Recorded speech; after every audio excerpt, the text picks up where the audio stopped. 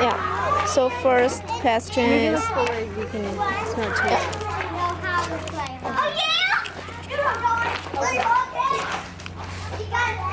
so the first question is how did you help your children learn to talk, and what strategies did you use at the center? Okay, so children who come at the center usually have some language of some sort, so they have that background.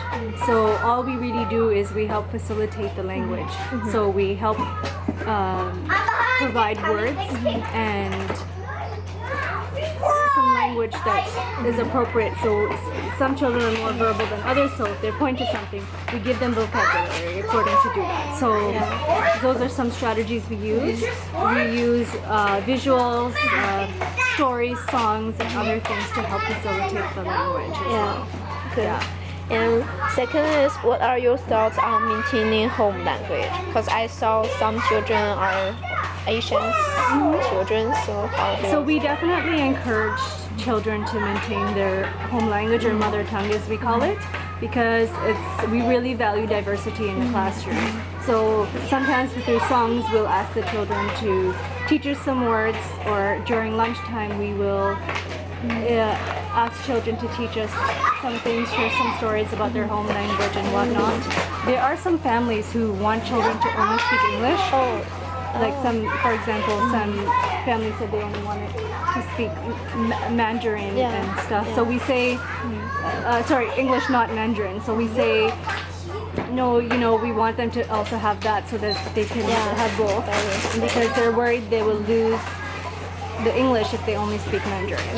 So I'm trying to encourage the parents that no, actually at this age, the children have it between the ages of 0 to 6. Their capacity to learn is the greatest in their life. So we try to really encourage families, and we do a lot of documentation on that. So those are some of the thoughts of how we try to foster that inclusive environment. So what do you think the differences between speech and the language? So that one, I think it's really hard to say the difference, but in terms of speech, it's the way they talk, and language is something that they're both ways that you communicate. So I think language can be something that you are something like your mother tongue, for example, if it's Mandarin or Russian or something that is there, so that's something you can speak. There's also language that can be nonverbal. So there's probably a child who cannot speak. So we have to account for that. And we have to make sure that everything in our classroom is as inclusive as possible. So that's how I think. And speech maybe is just the way they talk, so enunciating the words. It's more like motions on the face, and enabling children to be more clear in their speech. But we try to combine both. We don't separate them. Right. And what's the right time to learn a second language? I don't think there's a set right time. I think it's something you're born with, and if parents choose to do it as soon as possible since birth, I think there's really no right time. As soon as you're introduced to it, anybody. But I think it's really important for children between the ages of 0 to 6, if they are exposed, to learn it. Because it's harder when you're an adult. So, I don't think there's a right time. What are your thoughts on speaking more language, and how do you support children to learn second language?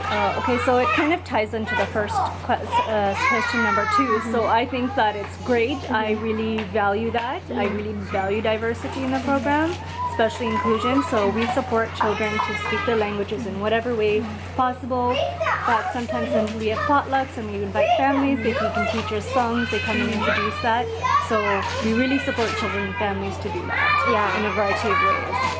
Good. Because I saw some children are really like they combine the language. They speak Mandarin and then they speak English. It's really good for them. It's good. So it has a bit of both, and we can learn as well.